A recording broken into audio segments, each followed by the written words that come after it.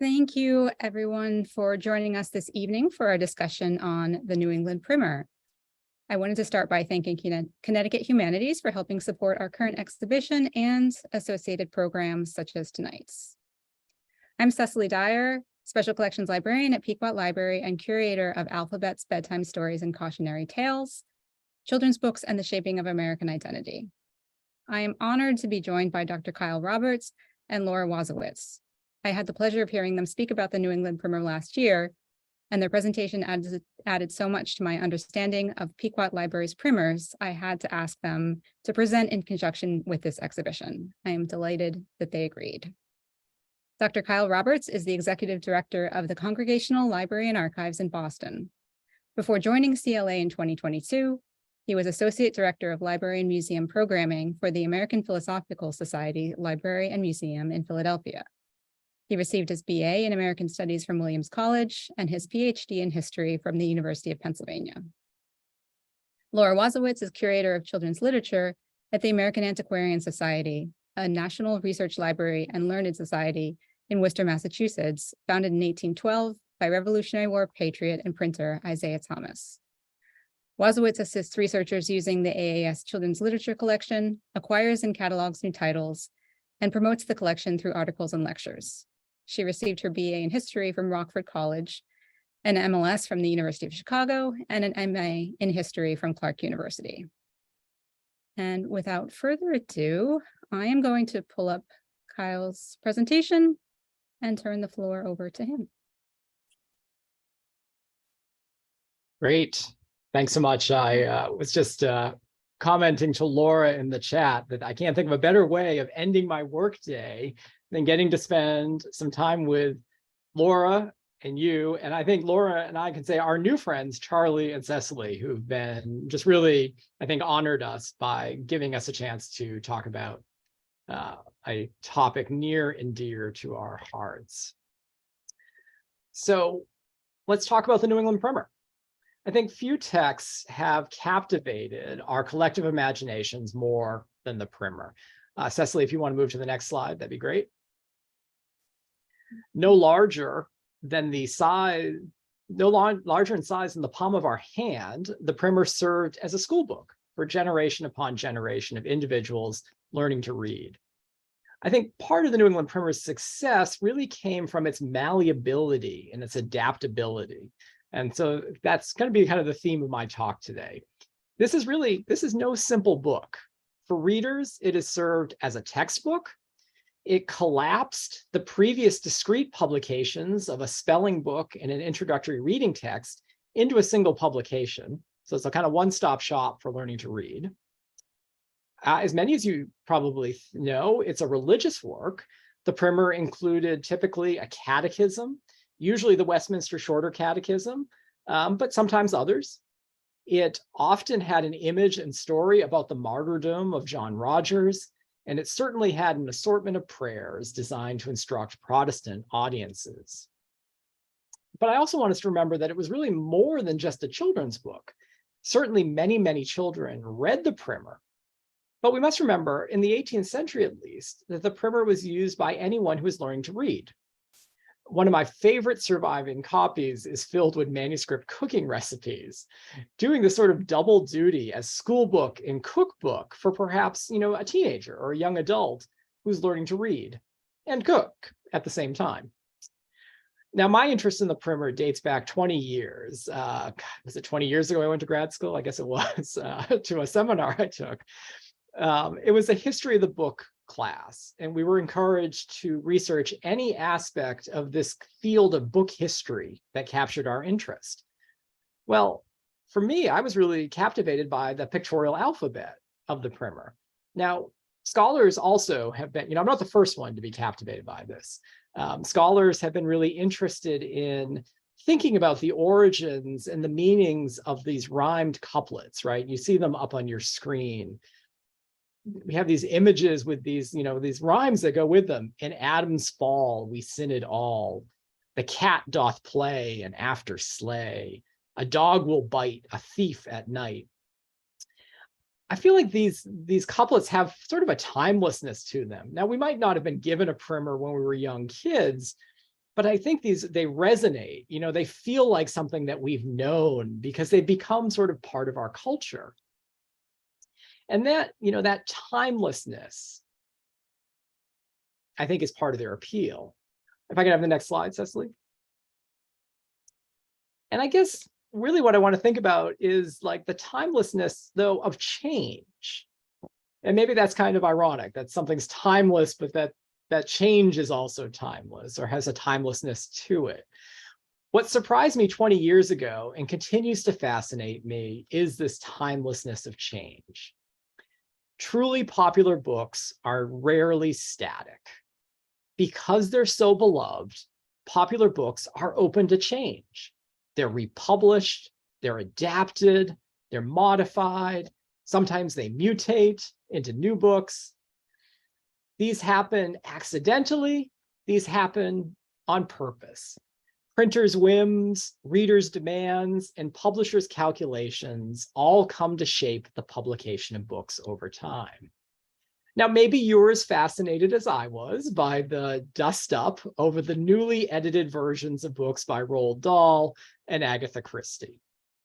For those of you who missed the story, and maybe somebody missed the story, and the resulting outcry in the media and bookstores around the world, works by Dahl and Christie were edited to, quote, remove words that could be deemed offensive to some readers. Suddenly, papers were reporting everywhere that the character Augustus Gloop in Charlie and the Chocolate Factory is no longer called fat. Instead, he is described as enormous. And there were many other examples that people were all worked up about. Now, as I watched these conversations unfold on my Facebook feed, at my dinner table, around the library, two thoughts came to mind, right? First, I think people were angry because these were children's books, or these were books they had read as young adults that they treasured. I think people had very personal responses to this change, and I think it speaks to the effective value of children's literature. And I'm going to ask Laura how she feels about that theory when we get to the Q&A. Second, I couldn't help but thinking there's nothing new here. Popular books are always changing. Their ability to change, I would argue, is actually central to their long-term viability and their vitality. When books stop changing, they die, as I hope I can kind of prove with the primer. If I could have the next slide, please. So how do we chart change? Well, a word about my methodology. I take my cue from Charles Hartman. Not a lot of people say that anymore, but I say it with pride. I so love that Cecily has put out into the exhibition correspondence and other documentation of how the Pequot Library acquired its great collection of primers. Charles Hartman, if he's not a household name for you, was a leading bibliographer at the late 19th, early 20th century, who had as big a passion for primers as Laura and I do. By the time that the third edition of his bibliography, which might be that book that's on the right-hand side of the image, he had seen 384 dated and 73 undated editions of the primer. So I was going to play Hartman. I was going to look at every copy of the primer that I could find. I started with examples that were in online databases, but knew there really had to be a lot more that were on the shelves of libraries across the country. This kind of became my preferred mode of procrastination when I was researching my dissertation. What better way to take a break than ask Laura to pull out all the primers at the American Antiquarian Society? In the end, I ended up identifying 540 editions of the primer. Wasn't trying to compete with Hartman, but 80 years had opened up some more resources. And I'm still on the hunt. When I started my new job here at the Congregational Library, which was founded in 1853 to collect materials related to the centuries-old tradition of Congregationalism, I asked the librarian to pull out all the primers we had here.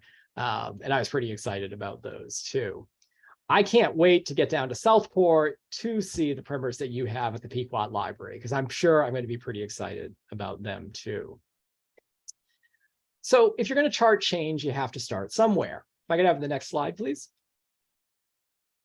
Now, the earliest surviving copies of the primer date from 1727, One of which, as you're going to learn from Laura's presentation, is a treasured holding of the American Antiquarian Society. Yet that copy dates from 40 years after the first newspaper reference to the publication of the primer. And if you follow scholar Gillian Avery, the argument is that that book was a reprint of a 1683 London publication, right? So it goes back even further. So what did the original New England primer look like? Well, it's actually made a little complicated because there are two copies from 1727. The better one at AAS, which I feel I have to say, excuse me, and another one at the New York Public Library. And those two primers aren't the same book, because one has John Cotton's Spiritual Milk for Babes, and the other has the Westminster Shorter Catechism. So some sort of change was already happening in this book. Now, estimating print runs can be a really tricky thing for a book, especially one that was used up so much. These are fragile books that were loved to pieces. But estimates from book historians range anywhere from 3 to 8 million copies of the primer being published over the 18th and 19th centuries. And the work is still in print today. If I could have the next slide, please. So there's lots of things that you could look at in the primer. If I'm going to think about change over time, I figured I had to focus in one area. So going back to that rhymed couplet, the image and the rhyme next to it, I thought I would look at that. I tried to see if there was change that was happening in there. And I decided to take the letter K. If you look on your screen, you see the letter K in the 1727 edition has the rhyme, "Our King the Good, no man of blood." Throughout the colonies, the letter K introduced beginning readers to the political theory upon which the British monarchy rested. And it did so through this idea of a couplet, of this rhyme and this image. Now, scholars disagree over whether the couplet originated as a reference to a parliamentarian justification for the execution of Charles I in 1649. And this was, the argument there is that Charles I compromised his divine position by shedding innocent blood. Others, though, have argued that maybe it was a royalist contrast in which they were kind of pointing the finger at the regicide Oliver Cromwell during the restoration of Charles II in 1660. So there's some vagueness there, right, about who this king might actually be and who's being criticized. Regardless, the couplet really reinforced the belief that the monarch had to be a just ruler. 100 years later, in Boston, New York, and Philadelphia, the primer could be interpreted, though, as a kind of pro-royalist text that perhaps delegitimized the English Civil War. Now, in the years immediately preceding the outbreak of the American Revolution, enterprising primers began to move out of Boston and New York and Philadelphia. And where'd they go? They went to Salem, Massachusetts, and Lancaster, Pennsylvania, and Norwich, Connecticut. Often one of the first things they're publishing are these primers because there's a demand for them. There's a market for them. In fact, in Concord, Massachusetts, the shop that Nathaniel Coverley took over in 1776, and remind you, the American Revolution has just started at that point, he repackaged the New England primer as an American primer, very patriotic. And he felt emboldened to replace the customary frontispiece image of George III, King of England, with an image of John Hancock, President of Continental Congress. Another change. You wonder if any loyalists got mad about that. In the 1770s and 1780s, and if I could have the next slide, please. Printers in Boston and Philadelphia and New York kept the overall branding of the primer, but found more subtle ways to support the war. They began to moralize about the monarch, suggesting a king that's good, no man of blood. A king should be good, no man of blood. Kings, plural, should be good, not men of blood. All kind of trying to suggest that maybe the current king isn't that great, but the idea of a king is okay. If I could have the next slide, please. I guess for my money, the best zinger of them all went to New York publishers, who came up with The British King, Lost, States 13. King George III, all on his own, lost them. The new couplet turned what had been a civics lesson, really about the rightful status of a monarch, into a recent history lesson. That stern rebuke nodded to the past, but also reminded readers of what an independent future might hold. Again, I know I'm beating this idea, but do you think there was a hue and cry when these changes were made? Did everybody get all up in arms? This K example made me wonder more broadly about how static or dynamic the New England Primer actually was over time and space. And if I could have the next slide, please. We often think about the Primer as a colonial document, but of the surviving editions, 68 are from before the American Revolution. 476 dated editions are from after. So this is a book that had a real heyday in the 19th century. As printers moved to inland provincial locations, they brought the Primer with them. You could buy the Primer in New London, Connecticut, and Pittsburgh, Pennsylvania, Portland, Maine, Lexington, Kentucky. There were publishers in Scotland and England that were publishing it and sending it over to sell to the American market. You know, the Primer was available in lots of different places. And these are just a few examples from the Congregational Libraries collection. Yet, interestingly, something happened in 1843. Commercial publishing is taking off. There are a lot more textbooks available. And this competition began to take its toll. Publishers began to rebrand the Primer, not as your cutting-edge textbook, but in fact, as a historical text. In 1843, Ira Webster over in Hartford offered what he called a faithful reprint of a 1777 edition by Edwin Draper of Boston. Quote, "This edition of the New England Primer," noted Cambridge antiquarian George Livermore in a testimonial wrote, "is a correct reprint of the oldest copy of that remarkable work, of which I have knowledge, perhaps the oldest copy now extant." All right, so Livermore saying that about a 1777 edition. Well, clearly he didn't know about the 1727 copy that would come in much later to the American Antiquarian Society. What's really important for you to take away here is that Webster's effort to turn the Primer backwards, right, into this like relic of the colonial period, effectively ended its career as a widely used school book. So if I could have my last slide, just to wrap up. You know, nearly 2 decades after I began to study the Primer, I'm still find myself drawn to these books for 2 reasons.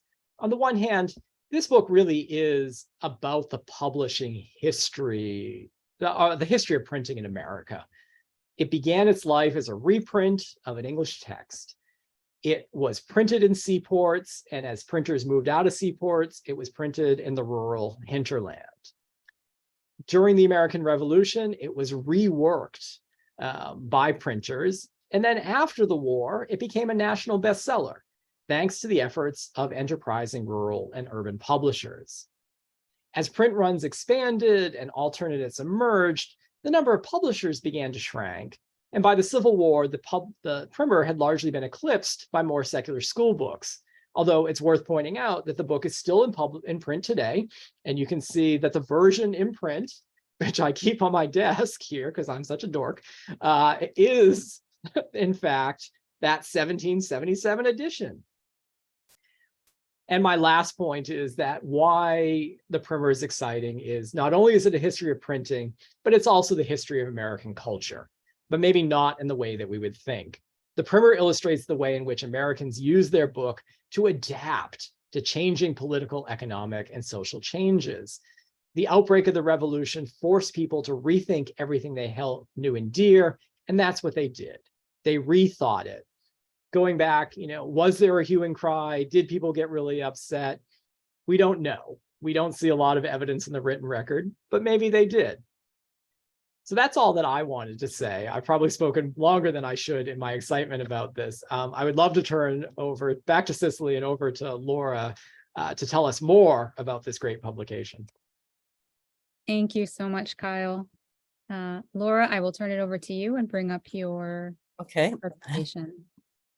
Oh, Kyle, I'm just geeking out. You just, I think we build on each other's enthusiasm. It's great. Oh, Bear with me just a moment here. okay.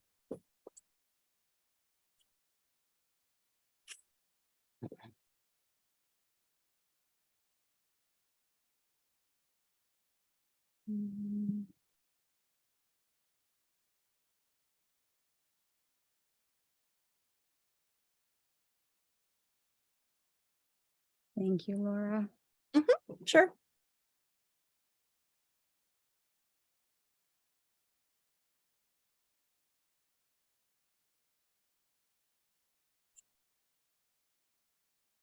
Hey, great. Here we are.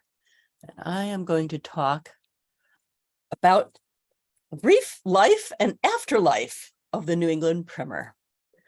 The New England Primer served as the initial building block of texts constituting a Puritan child's reading education. Once the primer was mastered, the child reader would go on to read a collection of psalms called the Psalter, and then the Bible, which at the very least would present the main source of adult reading, along with an almanac, perhaps a newspaper, and perhaps even a periodical. To learn more about literacy and reading habits in early America, you can read Learning to Read and Write in Colonial America by AAS member Jennifer Monahan. And I hope it's placed in the chat.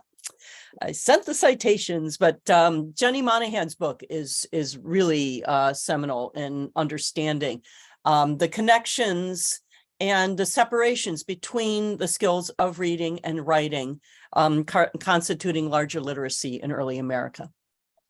As Kyle Roberts just discussed, and the New England Primer is essentially a collection of various texts under one cover. Some appear in every edition and others are more interchangeable, beginning with the upper and lowercase alphabet printed in different type fonts, followed by consonant and vowel combinations forming syllables like ba, be, bi, bo, boo, that would then be used to form words of between 1 and 4 syllables. From there, as if as a reward, there is almost always, a pictorial alphabet referring to the aspects of religion, which Kyle talked about, with Adam's fall, we sinned all. Also, there's nature mentioned in the alphabet, whales in the sea, God's voice obey. There's life mentioned, death cuts down all, both great and small.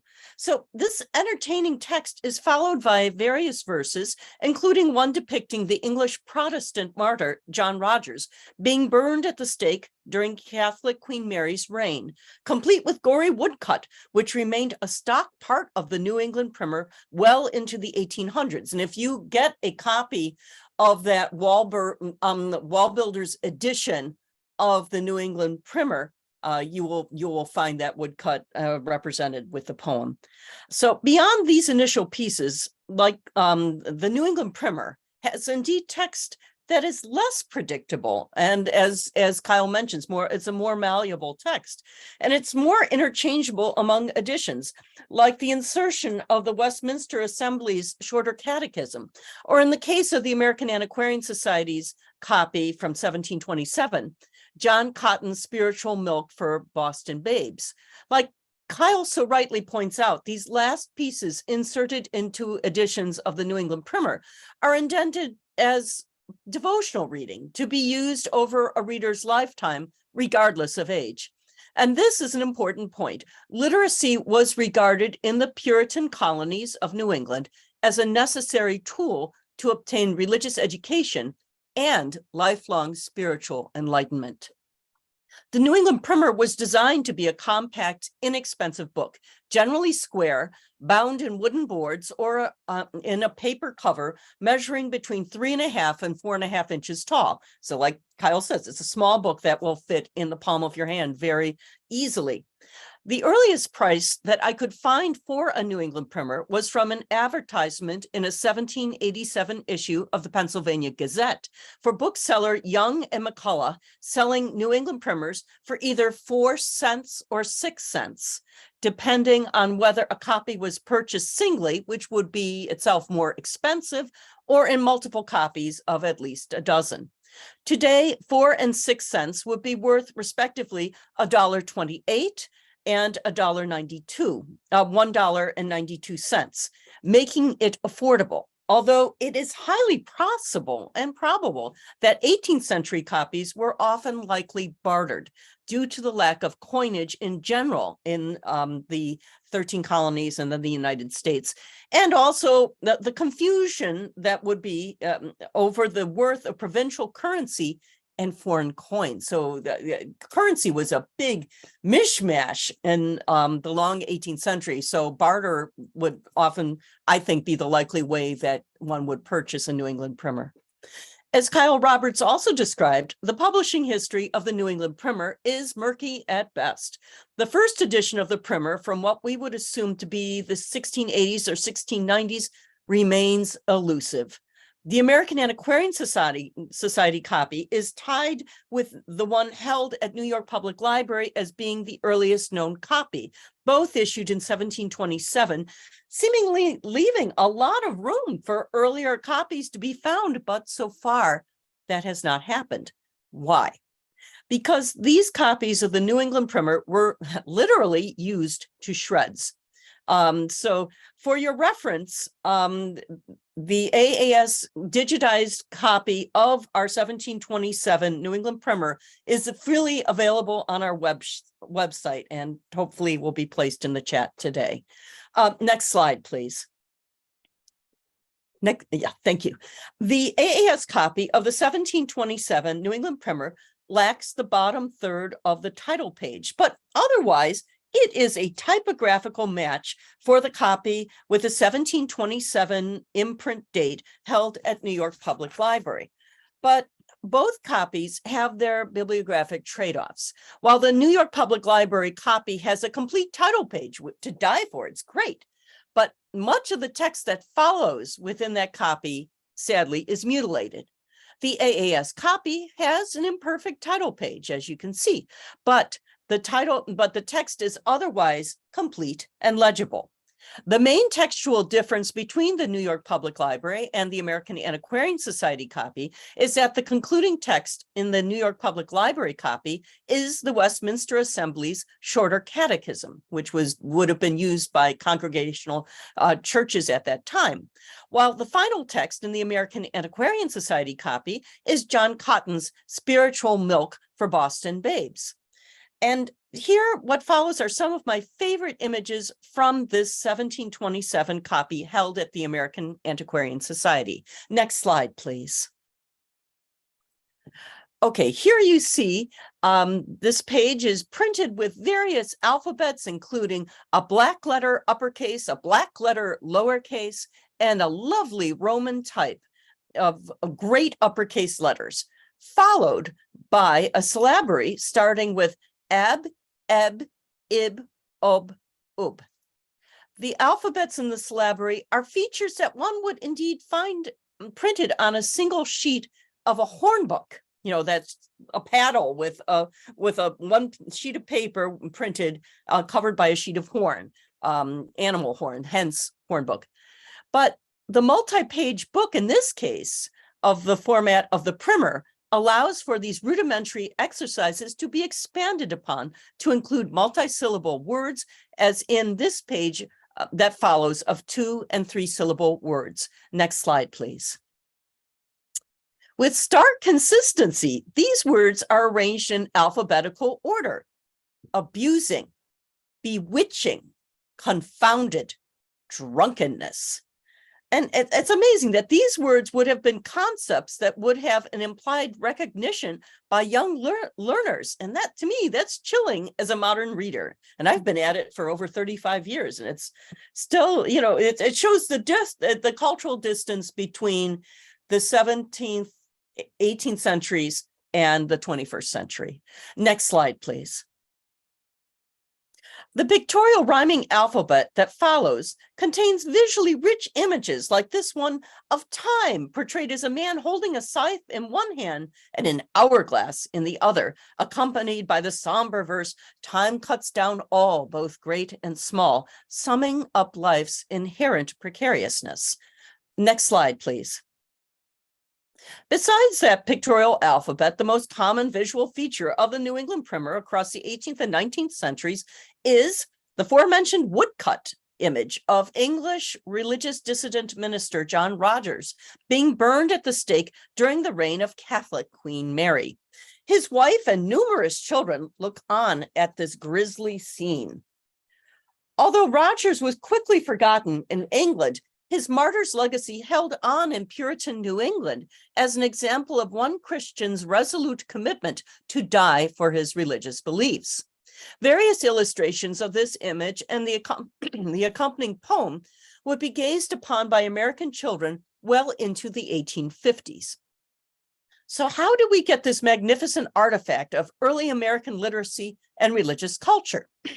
In early 1995, the then co-owner of the 1727 copy of the New England Primer contacted the American Antiquarian Society librarian, Nancy Burkett, telling her about a copy held in their family since the mid-1800s.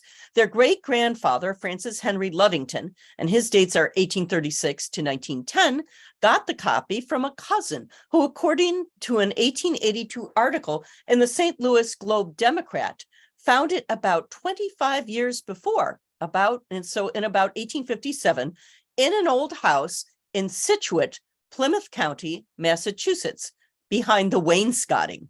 So the wainscoting is wooden paneling that runs from the floor to halfway up a wall to add a protective layer against scraping furniture. Now, was the primer just thrown in between the wall and the wainscoting by accident, or was it used for insulation? We will never know. The primer moved with Mr. Luddington from Massachusetts to St. Louis, Missouri, where he served as an executive for the H&L Chase Bag Company. It eventually made another cross-country move back east with the family to New York in the 1920s.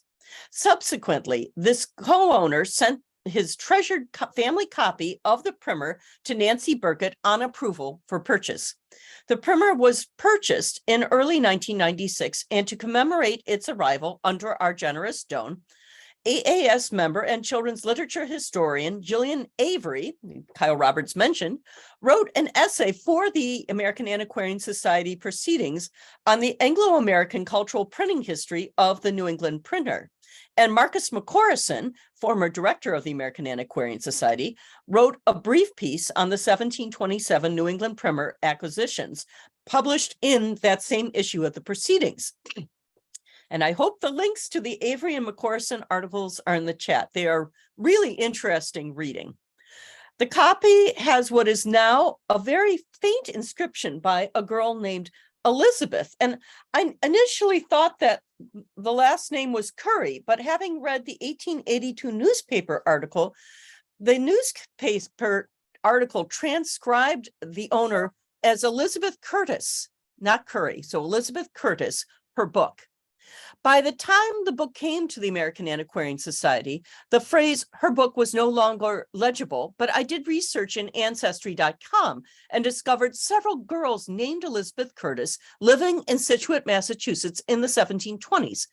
But I could not find any girl named Elizabeth Curry. So Elizabeth Curtis seems the more likely name of the owner of this copy.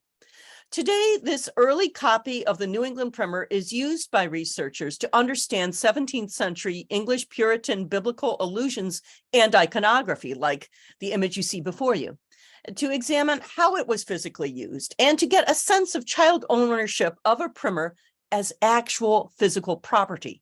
A point with resonance, especially given the fact that young Elizabeth Curtis's ownership of the primer would itself be fleeting, given the fact that the primer would automatically become the property of her husband if and when she married under the tenets of coverture codified in the English common law. So for more physical context, I am going to show some examples from other editions of the New England Primer from the American Antiquarian Society's collection. Next slide, please. This 1796 New England Primer from Germantown, Pennsylvania, has a decorated paper cover that we call a wrapper. Note that part of the wrapper is literally torn away from constantly opening it. Next slide, please. Here is an example of the pictorial alphabet with the grim lines underscoring foundational concepts regarding religion and life. Take, for example, the letters A, G, and K. A is for Adam, in Adam's fall we sinned all. And G stands for hourglass. As runs the glass, man's life doth pass. But political reality sometimes entered in, as in the case, as we have seen, of K for king. The British king lost dates 13. Next slide, please. This copy of a primer from 1771 is inscribed George Moran, his book, 1774. Evidently, young George had some strong feelings about King George III of England. Next slide, please. The frontispiece portrait of the king has been mutilated, with the mouth and eyes torn out, underscoring that these primers reflect the young owner's hard physical use and determined personal agency. Next slide, please. This copy from 1779 has the classic binding consisting of wooden boards covered with pale blue paper and a leather spine. And this kind of binding would be mimicked well into the 1850s, 60s, 70s, early the 20th century by primers publishing relic eulogizing versions of the New England primer that Kyle mentioned. And so these books were made to look old, like this 1779 copy that you see, but by no means was this blue paper cover with the leather binding and the wooden boards underneath it. That was by no means the only binding that 18th and early 19th century bindings that the New England primer would have necessarily. It's just one of many. In this case, you can see the boards underneath the ripped paper cover, and the back has fared even worse with part of the board torn away. Next slide, please. And it's in rough shape. That binding, really, back binding's in rough shape. The interior back cover board, literally a wooden board, has the inscription Mary Ann Thomas and Isaiah Thomas Jr.'s primer, Anno Domini 1780. They were the AAS founder printer, Isaiah Thomas's own children. In this case, it was owned jointly and simultaneously by the siblings, and this is not unusual for such a heavily used book as the New England primer. So you have Mary Ann Thomas, and she went on to live a fairly good, long, robust life, dying in 1845. Her brother, Isaiah Thomas Jr., did not live quite as long. He died in 1819, but until his death, he went on to publish children's primers and school books as an adult. Next slide, please. This New England primer from the early 1800s has marbled paper cover wooden boards, and the marbling is pretty faint, but you can see it. On the inside cover, it has this pencil drawing on the cover that looks as though it could have been created today by a child owner, underscoring the ephemeral and eternal qualities that serve as the cultural earmarks of childhood.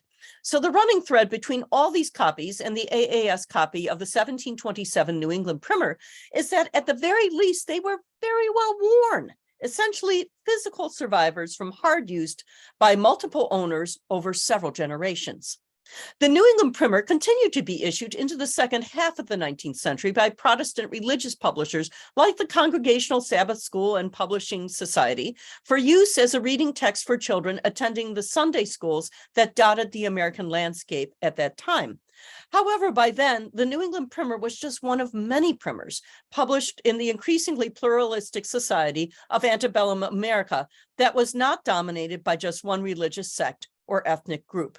Next slide, please. The growing number of secular publishers turned to branding the primers that they issued with the images and names of American national heroes, as in this case of the Franklin primer, with this frontispiece of Benjamin Franklin. There's his. It's a bit faint, but you can make out the woodcut of Benjamin Franklin's portrait. According to the introduction, this primer was issued as, quote, a substitute for the old primer, which has of late become almost obsolete. unquote. Given that it was published in Boston, it is almost certainly referring to the New England Primer as that old primer.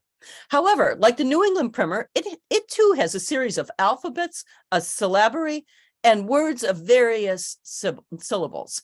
Beyond that is a short adaptation of the Bible, Isaac Watts's spiritual songs, and it ends with both the Episcopal and Congregational catechisms. So it is by no means at all a secular primer, and it riffs quite a great deal on the text that you find in the New England Primer. Next slide, please.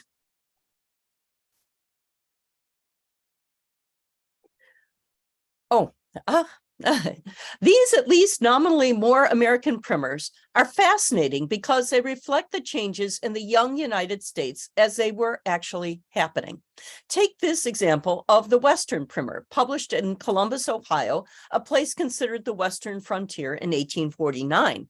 Its frontispiece shows two men greeting each other in front of a log cabin.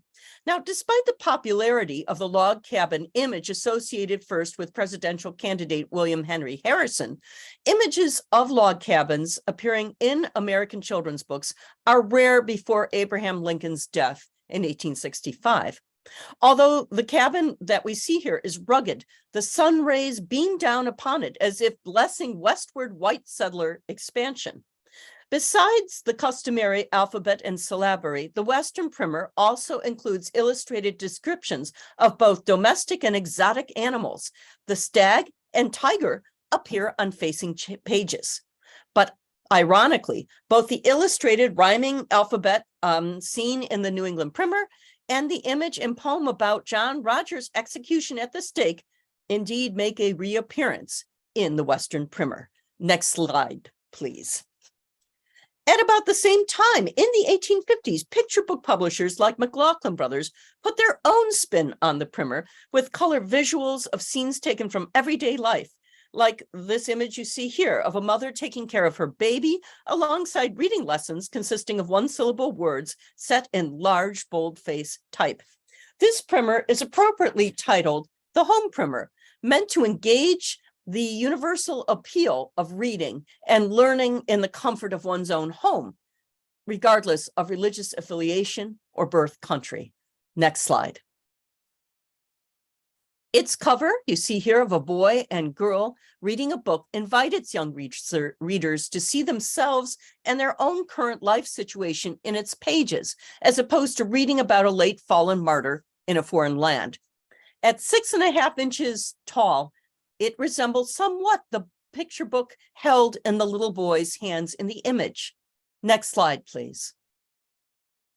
So the primer essentially came home to American children to greet them exactly where they were. Thank you.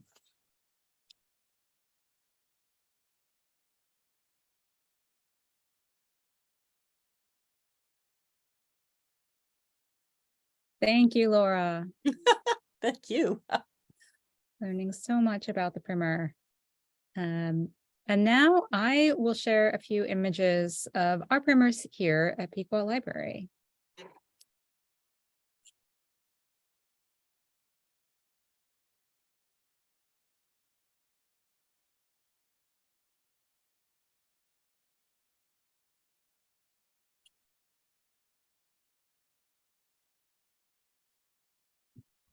Okay.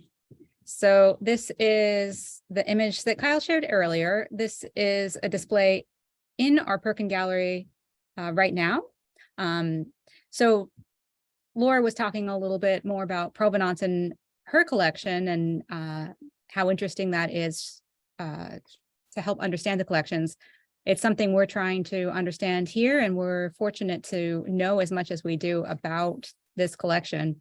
So in this image, we have a letter from Charles Goodspeed to our librarian, Josephine Heydrich.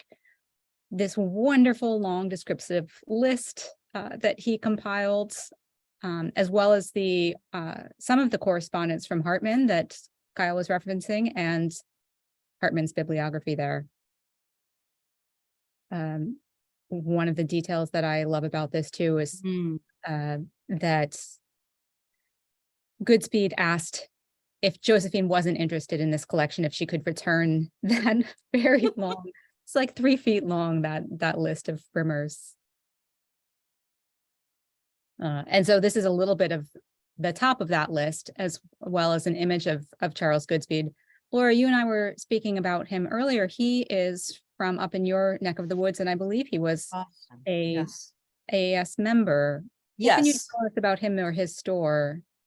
Well, we did a lot. I mean, as an institution, we did a lot of business with Goodspeeds. I mean, in library hand, it's just amazing. The 18th century imprints, 19th century imprints, certainly. Across, I mean, not just children's books, but books for adults as well. And but you're not going to see Goodspeed's name actually in our catalog as much as you might think, because we've been cataloging our books online, using Arlen and then OCLC, using computers since the mid to late 1970s. So we were real leaders in that. But the record format only, I mean, we only allowed so many different fields. We allowed fields for publishers. We allowed a name field for major donor and for title. But as far as acquisitions, that was a much stickier issue. We often our books were cataloged under grants from the National Endowment for the Humanities. So we had to really focus in on tracing certain things and, in the fullness of time say, oh, why didn't we put in access for the book dealers? And we still go up and back about that today. Often it's also a matter, I mean, if we're buying something now, it could be a matter of private, it's a private business transaction. So it's like this bleeding edge of how much access do we provide. The best access to figuring out what we got from Goodspeed's bookstore would be physically going through the archives of the American Antiquarian Society and looking in the correspondence between the likes of Charles Goodspeed and the librarian, which in this case would be it would be two people. It would be Clarence Brigham, who was a longtime director of and librarian of the American Antiquarian Society from about 1908 until his retirement in 1959. And then his successor, Marcus McCorrison, who served the library until 1992. And he's the man who hired me. So there's like a real chain, I'm only a couple removes away from Goodspeed and Brigham here, maybe one remove. So that's kind of exciting, but still it's a long time ago.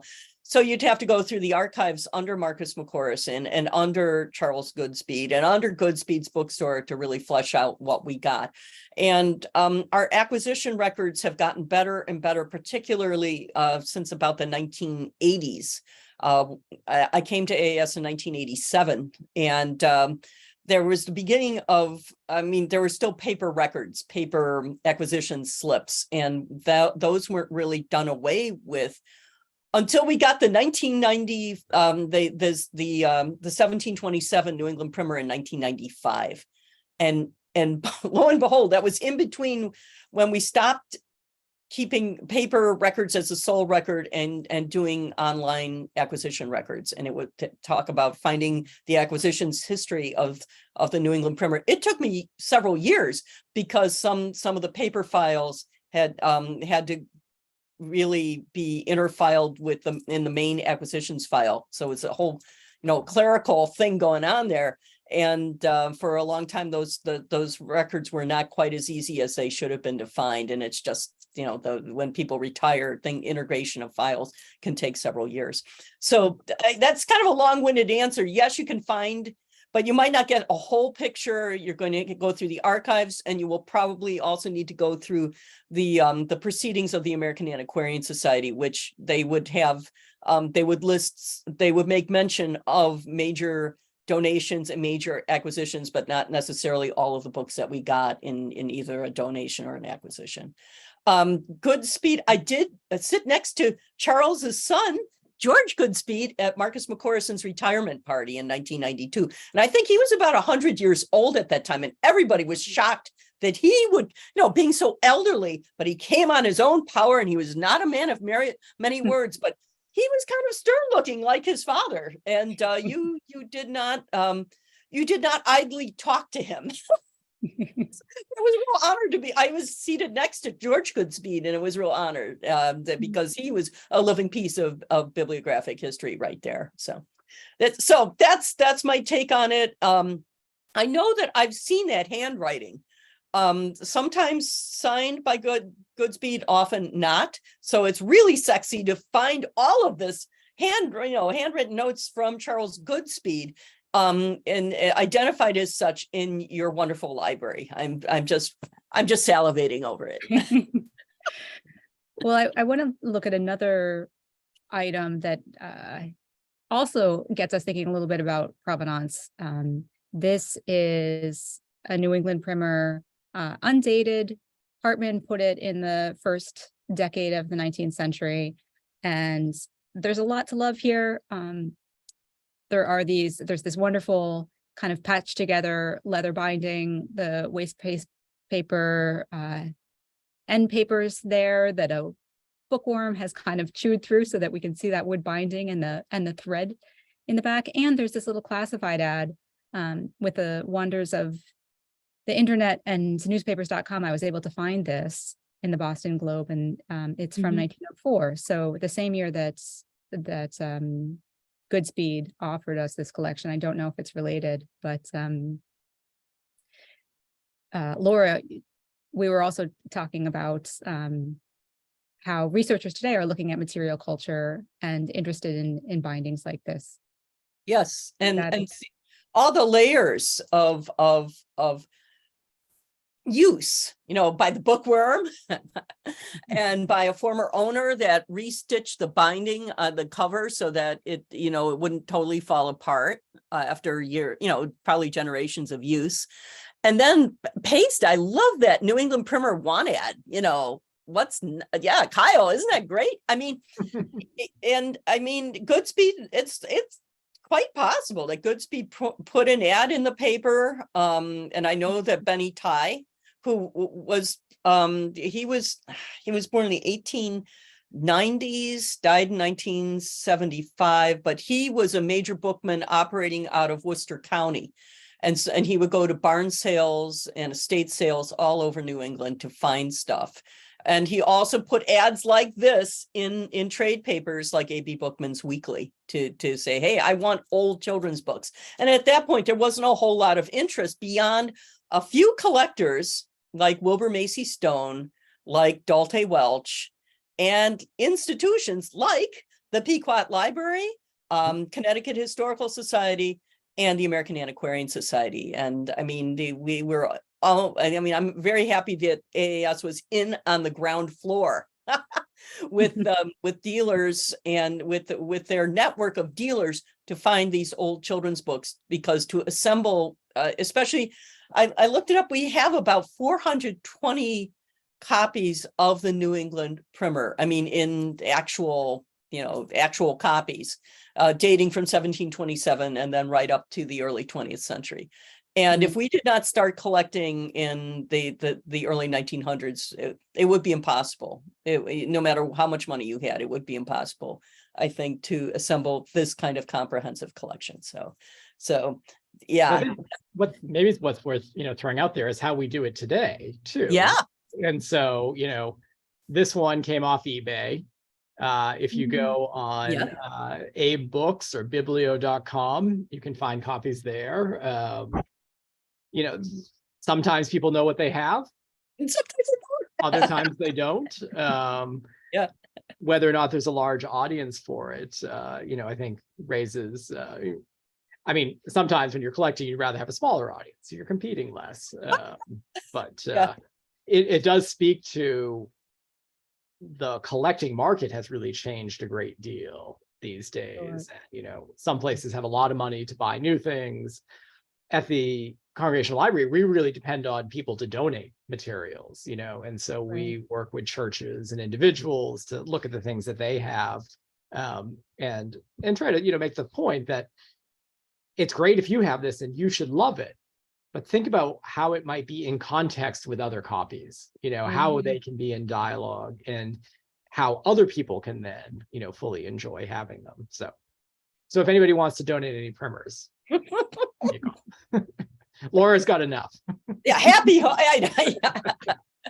Yeah, I mean, we're friendly. We're a group of friendly competitors of a sort, and he's right about the dialogue between the different copies and these the bindings that they are not as uniform and homogeneous a sort of medium as you would think. And when you line up a whole bunch of these on a table, that really does come out, I think. And the whole thing, I as one who catalogs these books, I mean, it's also, I'm always curious about agendas, like the Daniel Coverley, what's his agenda, right? Isaiah Thomas. And in printing these things, what's the printer's agenda? Or often, I mean, the more you get into the 19th century, you have the Massachusetts Sabbath School Society. They're a Congregationalist outfit, so they're really into promoting and keeping alive the whole idea of the congregational approach to Christianity, which is why they'd always have the Westminster Assembly Shorter Catechism, because that was their catechism. So you have the branding of the catechism at the end. So it's a matter of branding and the printing, and the printer is, unless they're a nonprofit like the Sabbath School Society, they want to make some money off of this too. So what in the community, who's going to be buying this stuff, right? So that's my 2 cents. Kyle, you've talked about regional differences in the primer. This is one we have that was printed very close to home here. Newfields, Connecticut is now known as Bridgeport here in Fairfield County. This is, now we see George Washington. Speaking of change too, we no longer have King George, but we have George Washington from 1795. And what's interesting to me about this too is it has the alphabet, but then it has these kind of different sections, poetry and prose pieces. The theme of death, of course, is common, but this has this section on abolitionism, a conversation between a father and son, where the son is asking about slavery and the father is giving reasons why it's wrong. Have you seen anything like that in? One of the things that I was loving when Laura was talking about what you would choose to follow through, right? So I looked at the pictorial alphabet and then would glance at other things, but quickly realized if I was to record every change, I wouldn't get very far. No. But I love that you've brought this out, that these become, there is an agenda, right? To sort of use Laura's term for this, that the publishers have an intention of what they're trying to inculcate, so this, I mean, for me, this is a student research paper, right? Yes, all day. what is the state, what's happening in Newfield, now Bridgeport, in the late 18th century, somewhat close to New York, which is going to have different slavery laws at the time. Is there, a Quaker community? Is there a nascent evangelical community that's interested in these topics? I will say, well, I love the on slavery image, which is actually fascinating, right? That it's perceived enslaver with a whip, right? Instead of the bow of the slave, the Wedgwood image, which I think is much more common in that kind of 1780 to 1820 period. But I'm also loving, what is happiness? And it's a complete downer. It's a bubble, it's a straw, it's totally fleeting. Give up. There's no happiness for you. I'm like, what kind of outlook is being inculcated here for these poor kids? Like, Yeah. Well, there again, bubble. I mean, like putting your money into something that's going to burst, right? right. That whole thing, and outward. There again, it could be it could be a Quakerly sort of rumination. It's very moralizing. Yeah, tis a title, tis a name, right? So it's I want to know more about Beach and Jones. That's what I want to do. I'm going to advance here to another regional primer, the Boston primer. Okay. This one, some similar Mhm. alphabets themes, but what really stuck out to me was the page in the middle and the sort of gender expectations here, which I hadn't seen before, with the modest and discreet female.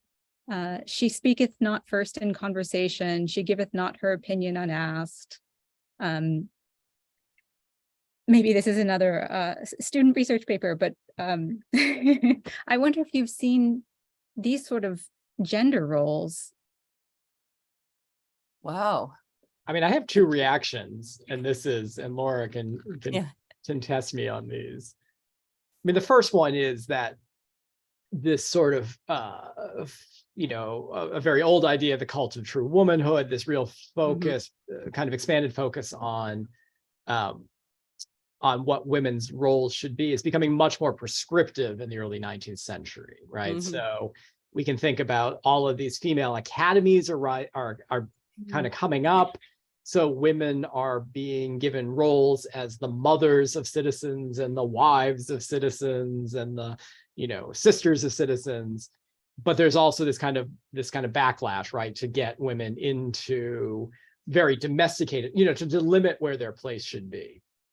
So that's one thing.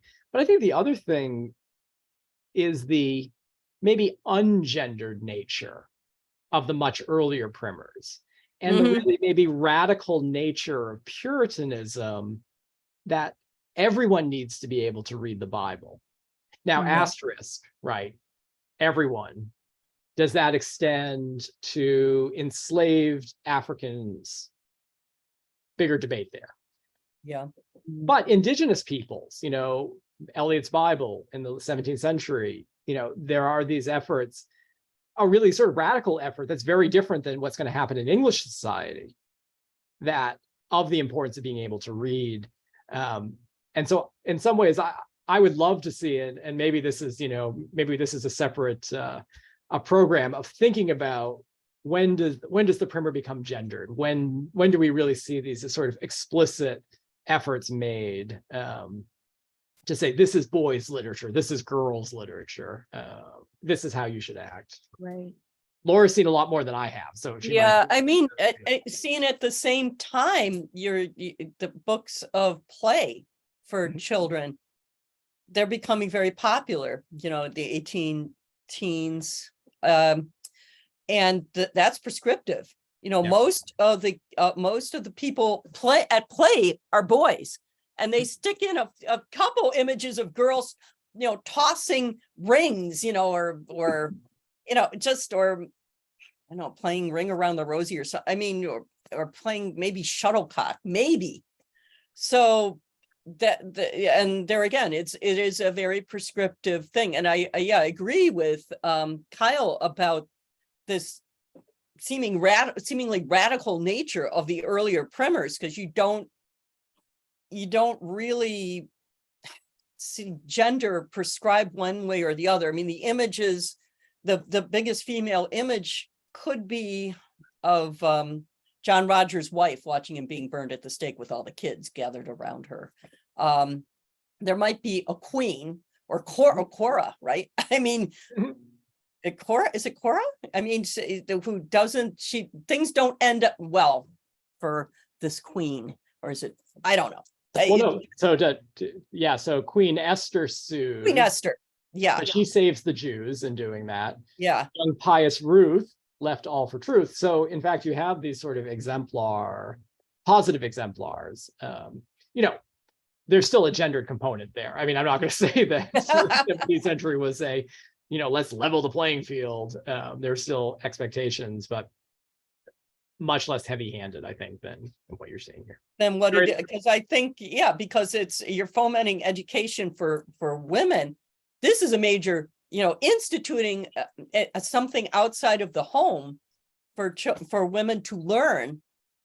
It's got to be controlled, or else there's going to be a lot of backlash culturally. I think, yeah, Kyle's absolutely right on that one.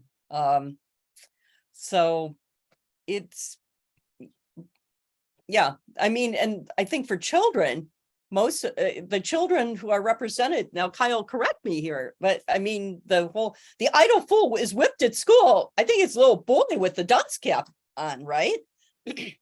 Or the youth is always portrayed as, it seems like a masculine little boy, or a male person, young person. So there aren't that many. I don't know if there are any little girls. Have you seen little girls in the New England Primer? I don't recall. They're better behaved. They better, yeah. So they're not an idle fool. So there we go with that. So that's just my take on it. I think girls, they are celebrated more as girls in the early 19th century didactic books, but there again, it's all within it's couched within behaving in a proper way. Right. Yeah. I will say that, sorry to jump in, Cecily, like I think one of the things that I've always loved about AAS, and I hope that Pequot can do as well, is have events where you just sort of bring a group of people in, distribute some of the primers, and ask just some of these questions, get everybody to say, if you were a young woman reading this, are you seeing certain things that feel to you that are demarcating you, as a woman? I think there's that way when you have a bunch of something from different times and different places. I would love to see the high school class, right? Or I'd love to see the college class roll up their sleeves and think about what they see in there. And of course, they're, 18, 20, so they're going to see things completely different than, 49-year-old me. But teaching with original books, I think, is one of the best things you can do. We agree. And with this last image that I'm going to show, I was thinking about all the school groups that we have coming in. We've been seeing a lot of third graders and fifth graders in particular. And this is an 1830 New York primer. And Kyle, when you're talking earlier about the British King lost states 13, so funny, the kids really get that zinger. They understand what an insult it is really to the king. But the other thing that strikes me about this example is it has two catechisms, right? And another thing I've seen in Connecticut around this time, the 1840s, is that there was debate about how secular education was supposed to be, and whether even talking about using the word persecution of pilgrims, whether that word was too divisive. And so here we have two catechisms, and the primer had always focused on that John Rogers martyrdom in a very sort of Calvinist view. Do you think that the United States becoming more diverse, was that part of sort of the final nail in the coffin of the primer? I would only say that in making the argument that they tried to hijack it as a Puritan text, right? Yeah. This is what I would say is the beautiful variability of this work, right? That you can get both of those in there and people will still buy it, right? There's, I think we could probably find that each of the different big Sunday school operations, and each denomination had their own Sunday school printing outfit by the second quarter of the 19th century. They're all putting it out and they're all doing their own little spin on it. I do feel like it goes back to this that somebody saying, no, the right primer is the 1777 patriotic one that's got the Westminster Shorter Catechism in it. You know, and doing that at a time where American religion is just kind of fallen apart, you know, bursting at the seams theologically, that it was really an attempt to kind of to tamp that down. You know, it would have been it'd be interesting, you know, we can't go back in time, but, you know, had it not happened, had it allowed to continue to grow, how else might it have changed? You know, how else might other groups have embraced it? But I'm gonna see very, you know, glass half full, that religion continues to adapt and modify and continues to be vibrant, and Right. instead of being just always divisive. So. Yeah, I mean, Kyle, I mean, yeah, I mean, it could have come full circle if there had been a Catholic catechism at the end, you know? I mean, if that exists, I want to see it. Yeah, I want to see it too all day, but I think you're right. I mean, it was just appropriated by, you know, what was it? It was handed out to all the graduates of Yale, right? You Yep. know, so we are elite white Anglo-Saxon Protestants of a certain ilk, and that's our club. Yep. Welcome to the club. You know, you get the door prize. It's a New England primer. But think about how chilling that is at the same time. Oh yeah, Who's not in that club? Well, a lot of people. a lot of people. And I think that's the power of these books, that they can do that, right? They're both emblematic of those moves, but also tools of that, right? And I think we have to, and I think that's something we think a lot more about, you know, than we did even maybe 20 years ago, or certainly more than when I was a child. But Yeah. Who's included? Who's excluded? How does this happen? Well, with that, Charlie, I think Charlie was going to jump in if there are any questions. We can take any questions if audience members want to put them in the Q&A box or in the chat. Give folks just a minute.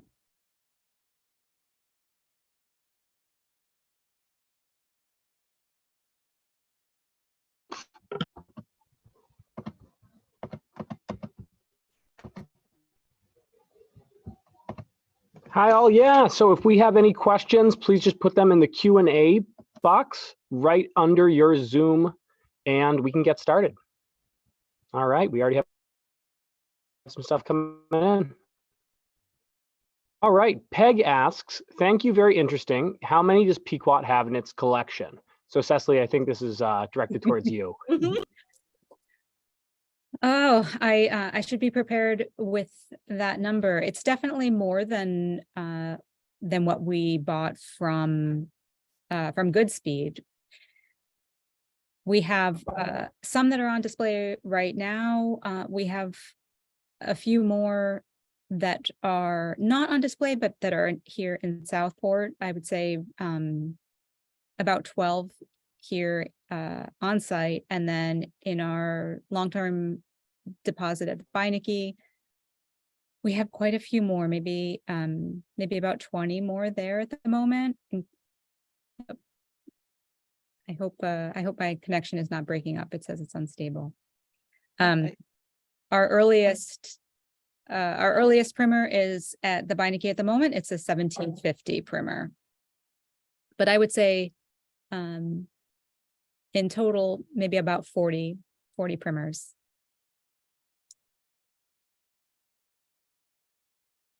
And it looks like we have another question for Laura and Kyle. When did the primers fall out of favor, and when did the alphabet assume its current form? great question. Oh boy. Who wants to take It's that? an alphabet book. Well, Well, I mean, I think, you know, part of the alphabet thing, right, is 24 letters, 26 letters, right? Right. So there's a shift towards embracing that I and J and U and V are in fact distinct letters. I mean, I think a project that I'd love to see, Laura, I had forgotten about the black letter letter being taught in 1727. That's gone by the 19th century. So That's right. What is the alphabet? What is it? Does it look a distinct way? In terms of primers falling out of favor, I mean, the two kind of points that I think a lot of scholars of textbooks would think about are Noah Webster's efforts in the 1790s to create a national set of publications. So there's the American Primer, there's or the American Speller and the American Reader. And you can see all of these at AAS, and I'm sure Pequot probably has a collection of these as well. And then McGuffey's Readers, right? The McGuffey series in what's that, 1840s, yeah. So you start to see what commercial large-scale publication can do. Primers, I think, really work best when they're local publications. McGuffey's thrives when you can print them, you can stereotype them, print them massively and cheaply, put them on trains, put them on boats, and send them everywhere. But there's probably 21st century versions. Is the pictorial alphabet like the ABC books? I mean, could we draw a thread there? That A is for apple, right? Is that just another variation on an Adam's Fall, at least in it all? It's about assigning a meaning to a letter. Do letters actually have meanings? Probably. I mean, it's what our society constructs for them. I don't know. What do you think of that, Laura?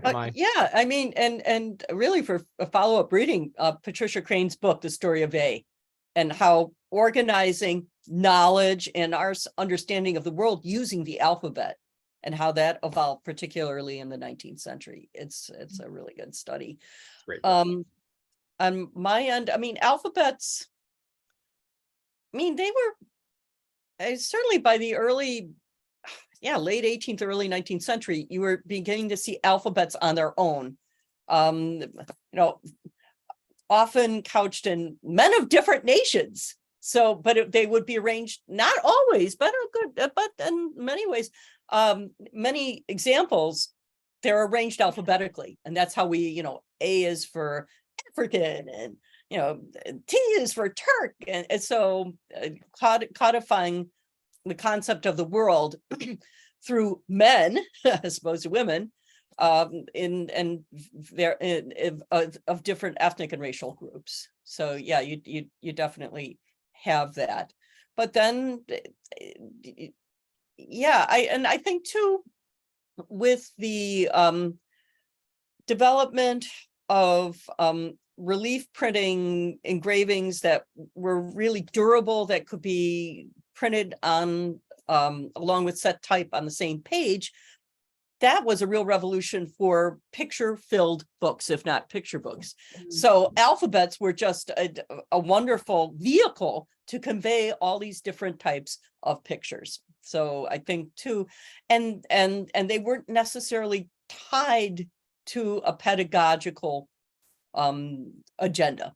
They could be pictures that could be enjoyed. You'd have pull out pictures of objects in an accordion fold format, which is this wonderful riff on the picture book format, and made, you have the sense of movement by pulling out one long leaf that's folded into 26 pages, right? So you have that going on. And then you have, like Kyle mentioned, the entrepreneurial people like Webster, and then Noah Webster, and then after him, William Holmes McGuffey, saying, hey, I can codify these textbooks so that you begin from the very beginning to the end. And with these numbered, and McGuffey was certainly not the only person to do this in the 19th, especially by the 1850s, and number 1, number 2, number 3.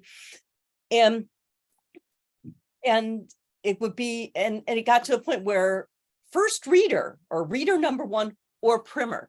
So it's interchanging the whole idea that the very first reader that you get could be called a primer, but it didn't have to be called a primer, right? So that's another way how the primer kind of eases out of everyday parlance, as a textbook for the earliest, youngest readers. So I think too, it's the nuance of the wording that you're using to call this book. Do you call it a primer or do you call it the first reader? And that becomes more and more interchangeable by the 1850s and 60s.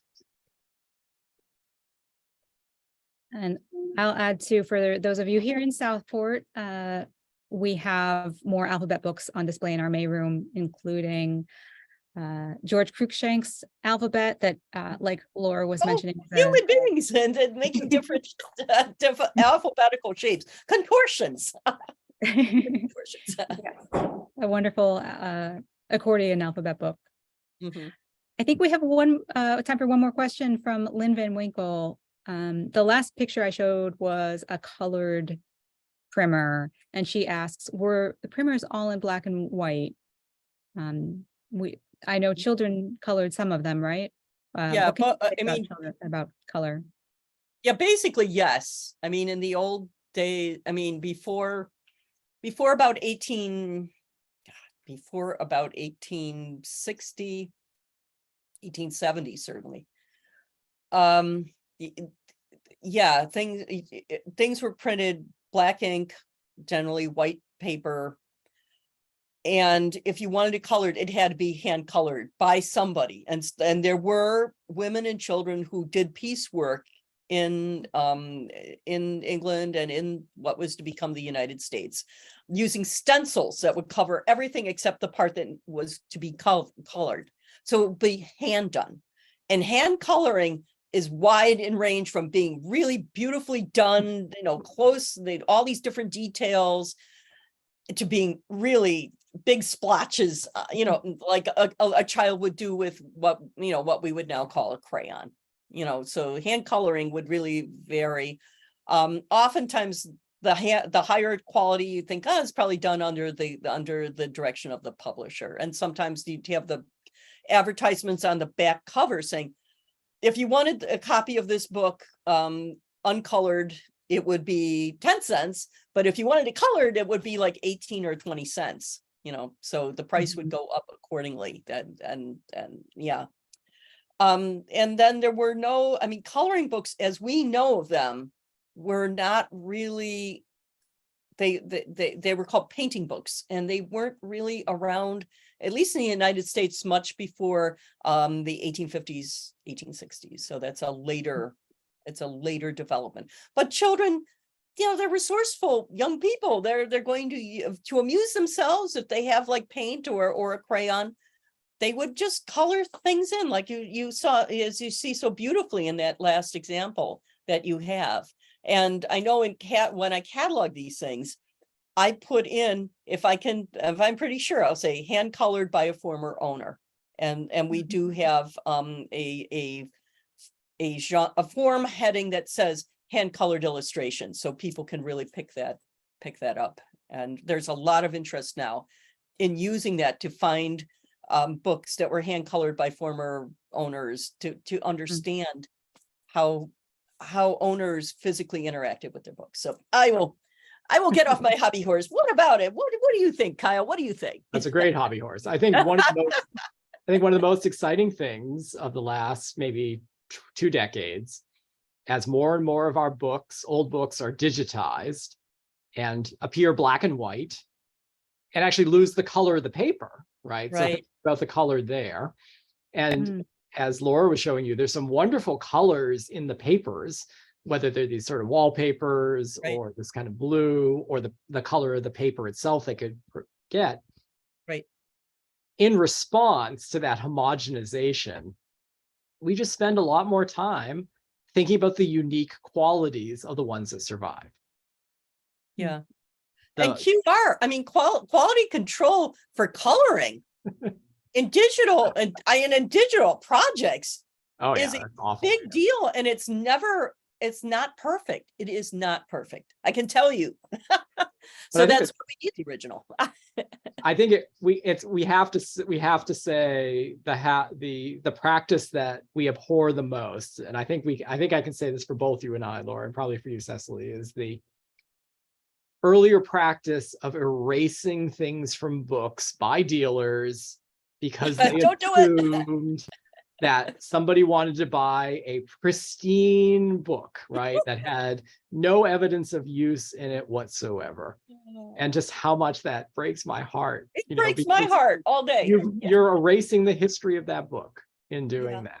And Or some things, people would rip them out. I mean, they just rip off the generally it's the it's the free end paper where the the inscription is written or the owner's name, and they just rip it out. And it's like, no, don't do that. So There's yes, so much- black and sorry, white. go ahead. I was gonna say yes, black and white, but the real excitement is all of those things that people add to them. So. Yes. Absolutely. And seeing the original, seeing them in person. So I have had a wonderful time speaking with you two like-minded friends, and look forward to visiting in person and seeing our collection of primers and more down here at Pequot Library. I want to go down there. I want to see what now I want to see. We want you to too. I'm a believer. Not far away. Yeah. Thank you so much. It really has been a pleasure, and we look forward to doing this again. Oh, thank you. Forward. Thank you. Thank you for the opportunity. Yeah. Bye-bye. Thanks, everyone.